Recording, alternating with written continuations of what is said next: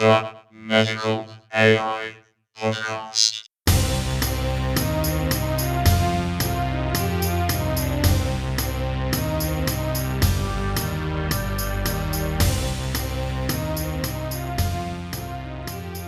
Hello and welcome to the Medical AI Podcast, a 30-minute thrill ride of big ideas. I'm Dr. Felix Beecher and I discuss with scientists, innovators and philosophers.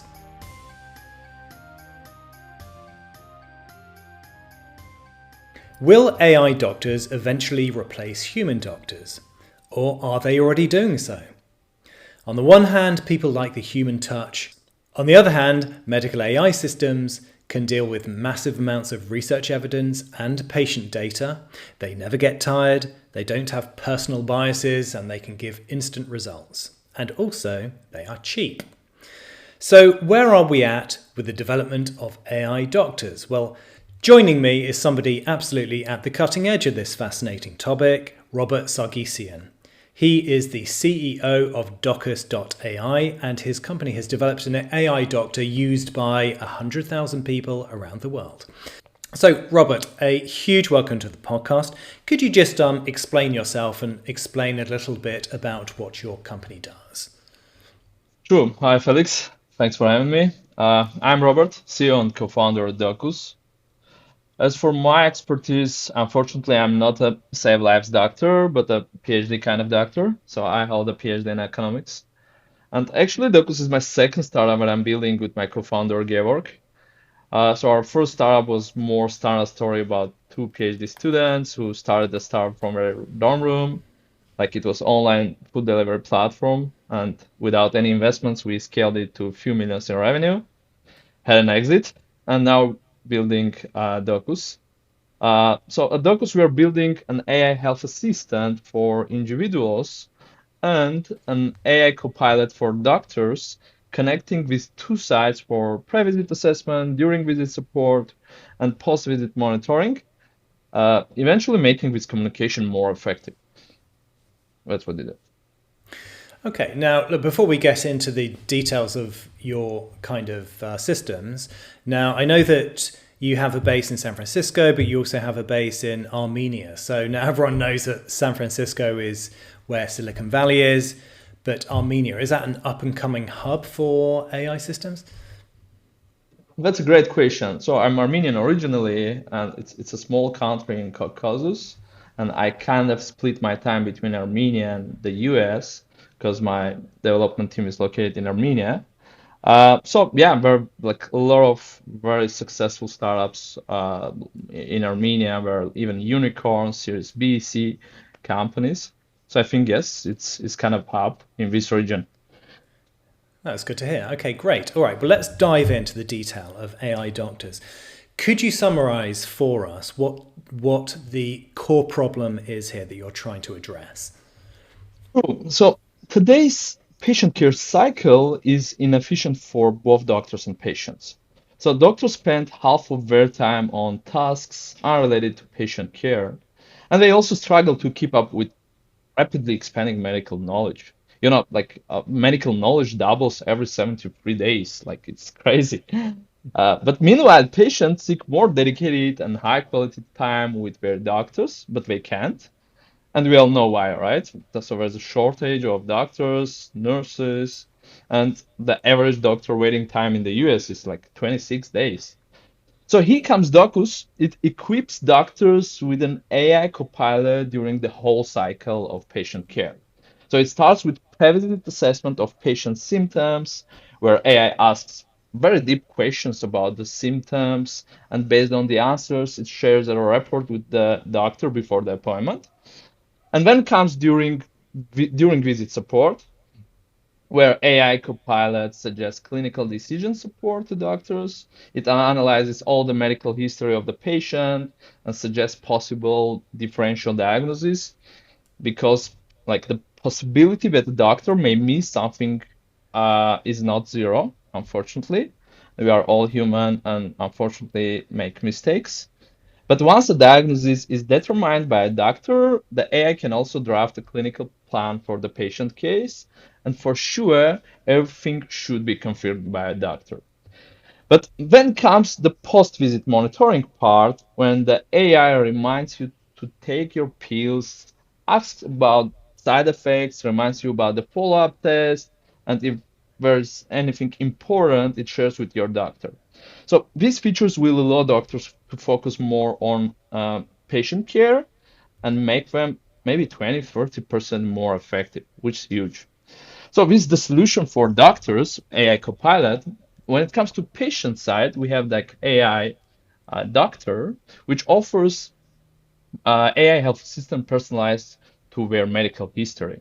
So anytime if you have any health related question, AI will consider your whole medical profile, starting from medical history, biomarkers, trends, current condition, and answer your question. So you can store all your lab tests, and the AI will analyze your biomarker trends, explain what they mean for you, for your body, and the AI will send you preventive care recommendations eventually based on all this data. And if there's something requires a doctor's attention, it will connect you with a doctor. So it's super important that human doctors are in the loop. Okay, so let's think about the biggest kinds of questions that are involved here. I mean, I think the first is, are you trying to replace, in some sense, doctors? Yeah, I get this question I'm sure you do. It's very, probably the most common one, right?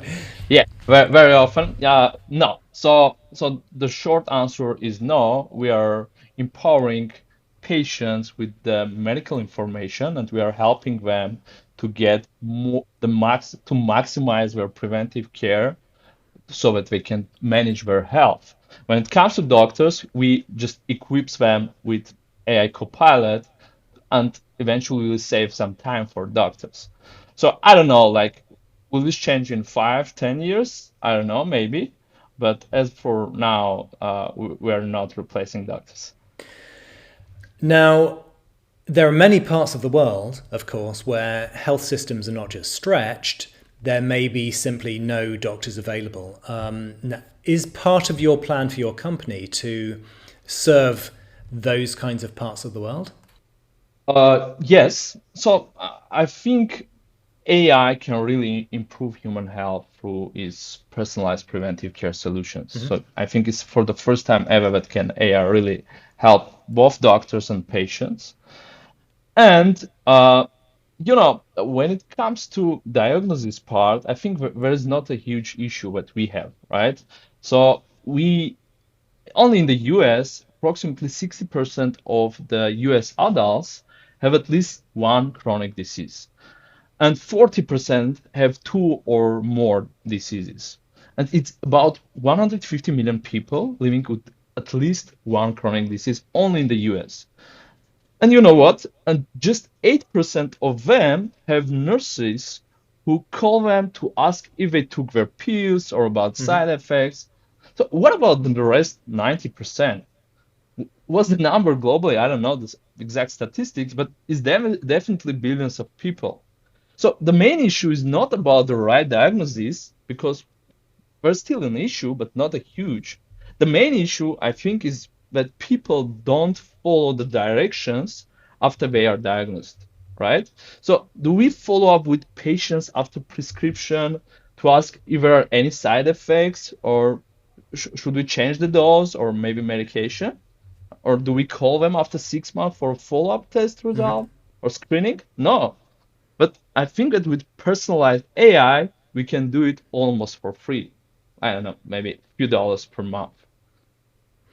Okay, so you have described two separate systems which work in tandem. One is for patients and one is for doctors. Now, could you just take us through, if I bought the Docus system tomorrow, what might my experience of it be? How would that look?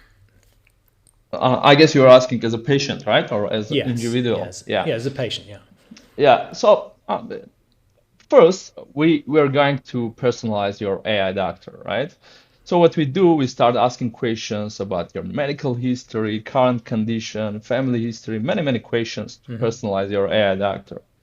And then you can store all your lab tests there, and we will analyze all your biomarkers. And eventually, AI will remember all your medical history. And anytime, whenever you have any question, like before having a question, it will also generate a personalized checkup plan for you about what kind of test to pass, when to pass, and then once you pass this test, you can upload, and AI will analyze them, providing like interpretation.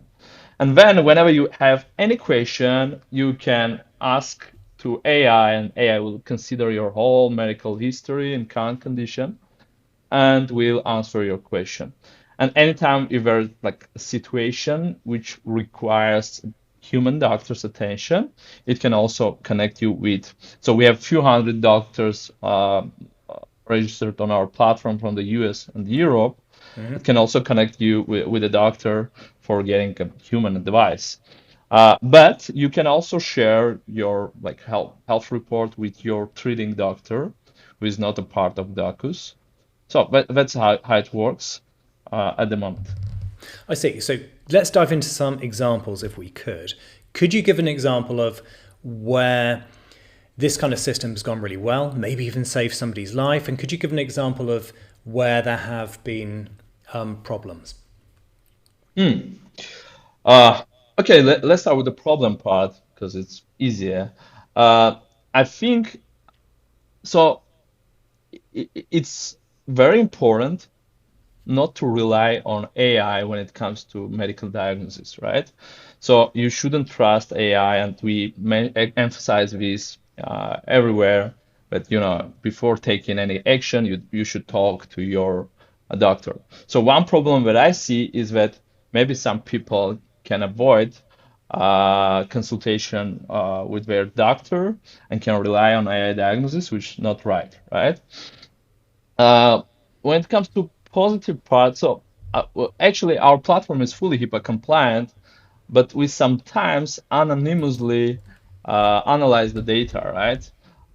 And there was a situation recently where there was a case when the patient was asking about some problem that he was experiencing, and then the patient provided the prescription of a doctor, and suddenly AI told him that the medication that is in the prescription, uh, the dosage is like very huge for his specific condition, and there's also another medication that he uh, should not take at all.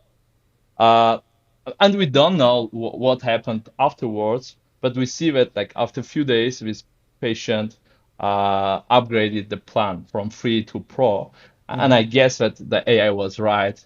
So the patient maybe shared this information with his treating doctor, and they made some changes in dosage. And that's the a positive part, right? Because Yeah. like AI can handle all of these things, find out any abnormalities, uh, send notifications, alarms, so that you can pay attention on these kind of things.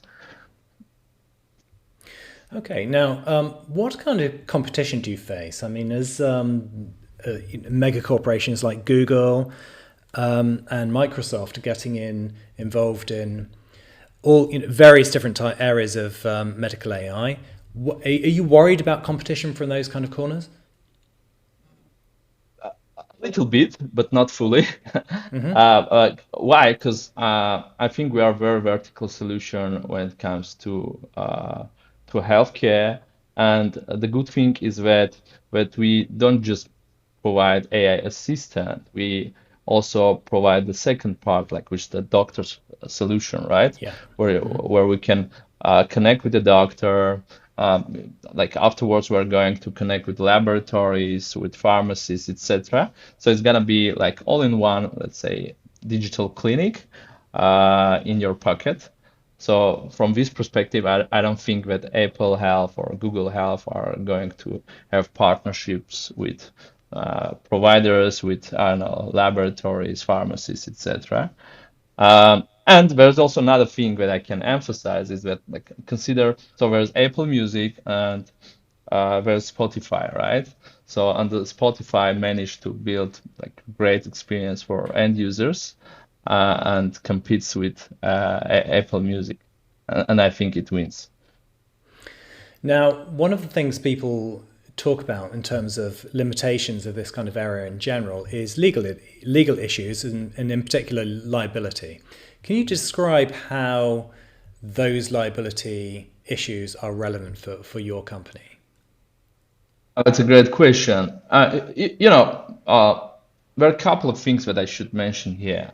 So one thing is that there are no regulations from FDA for, let's say, ChatGPT-like models, Yeah. and all these companies, including OpenAI, Docus, and the others, claim that the information provided should not be considered as a medical advice.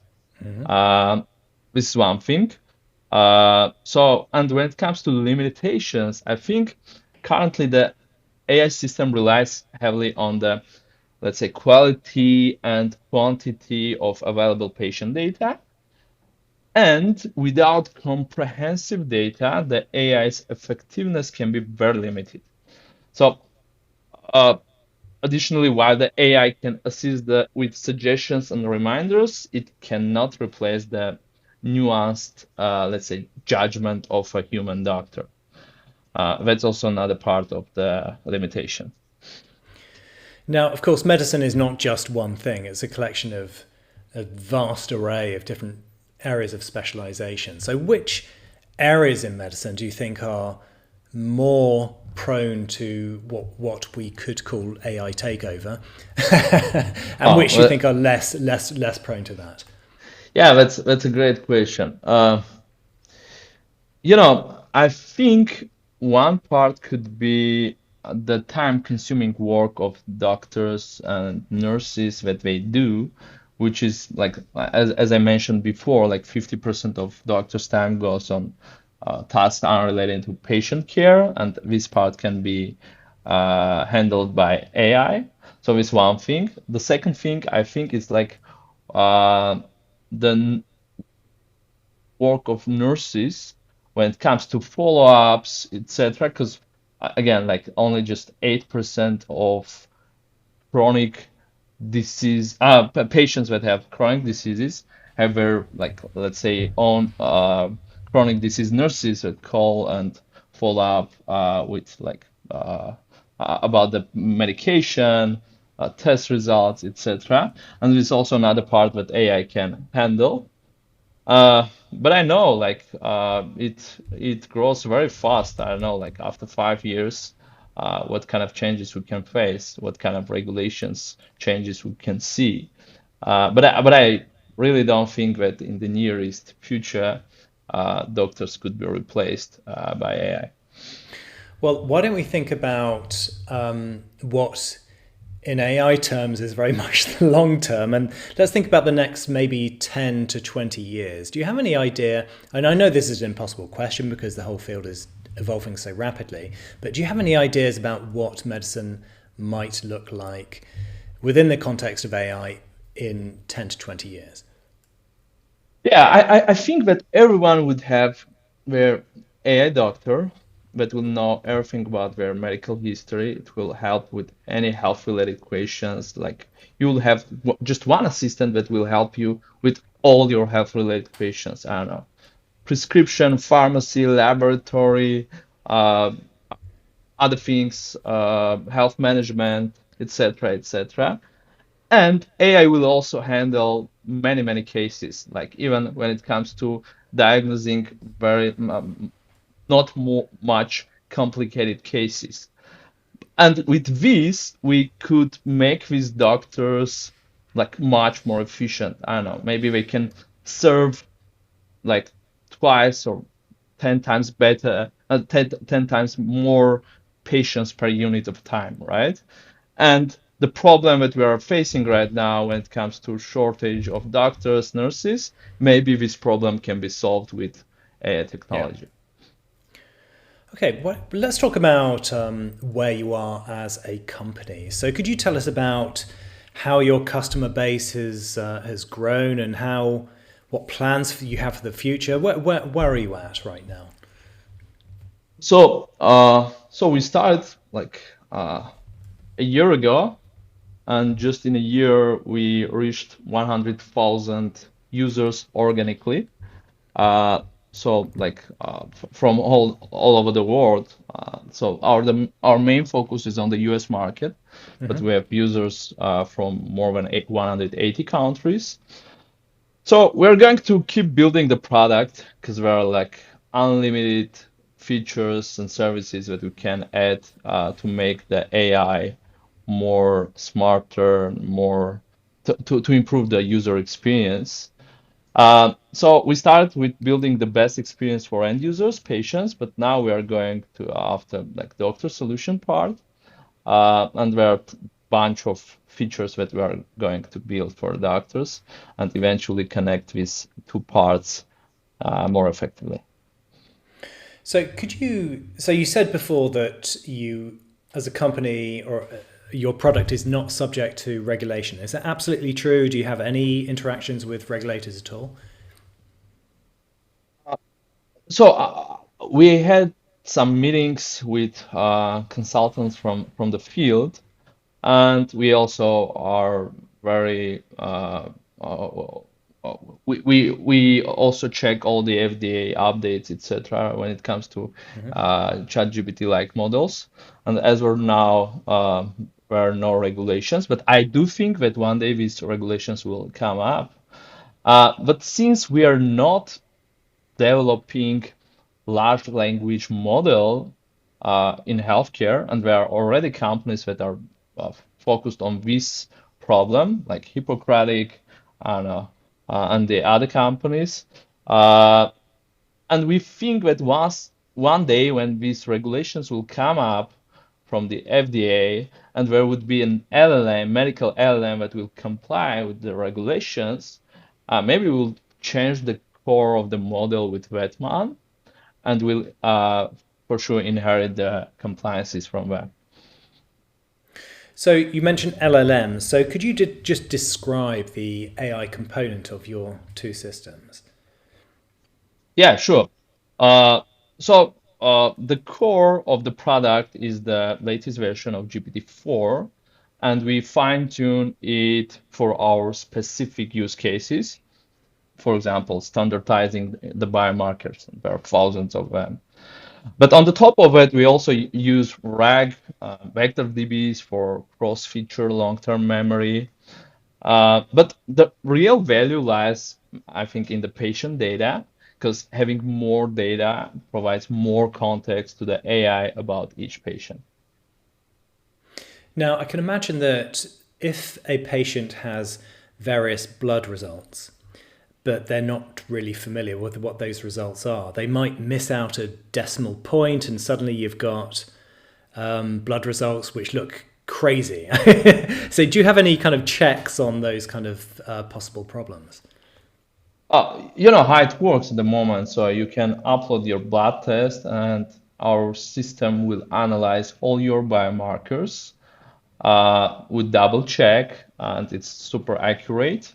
And even if there are like some units, because every biomarker has like various units, right?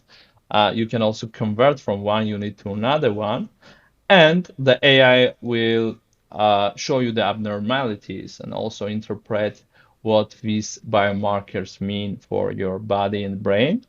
And it will also send you a reminder notification to like after X months to upload a new one. And the good thing is that here you can see the tendency, right? The trend of your biomarker results, which will help you to better manage your health.